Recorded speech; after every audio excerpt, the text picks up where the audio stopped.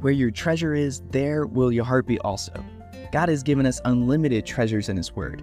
Every time we open it, we can discover a new treasure or admire an old one. What will we find today? Here's Carla Early with Treasure Hunt in the Word. When you were a kid, did you ever sneak and do something you knew you weren't supposed to, and then you got caught? My mom always quoted Numbers 32:23 when that happened to me. Be sure your sin will find you out. Hebrews 4:13 tells us, nothing in all of creation is hidden from God. Everything is naked and exposed before His eyes, and He is the one to whom we are accountable.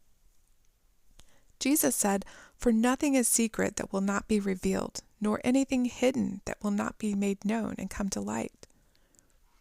We can hide things from our parents. After all, every kid gets away with things sometimes. We can hide things from our friends, our spouse, and yes, even ourselves.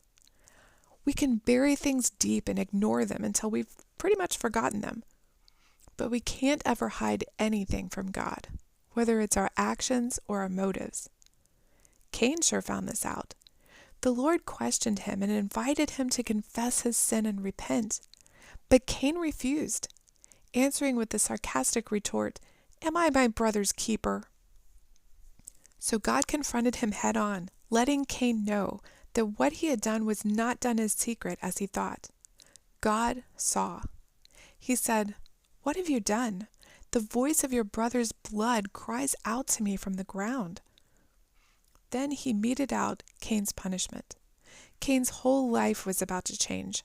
God told him, so now you are cursed from the earth, which has opened its mouth to receive your brother's blood from your hand. When you till the ground, it shall no longer yield its strength for you. A fugitive and a vagabond you shall be on the earth. The consequences the Lord gave Cain were completely out of His grace and mercy.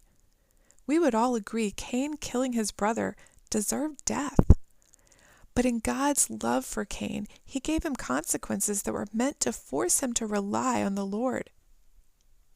Since he had to wander the earth, he couldn't depend on his parents or on the land he had been farming.